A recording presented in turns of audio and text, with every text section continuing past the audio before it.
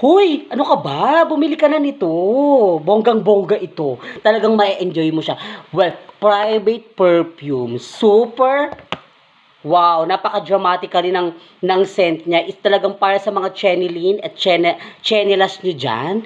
Eh siya, private perfume. So, sa mga ating mga Angerwa, yan, sa inyong mga Benjeline at mga chenilin nyo dyan, eh talagang, well, ang inyong mga jowa, eh kahit pa doon pa tumira sa inyong mga Benjeline at Banjaline, ayan. So, ayan. Ginawa ko siyang,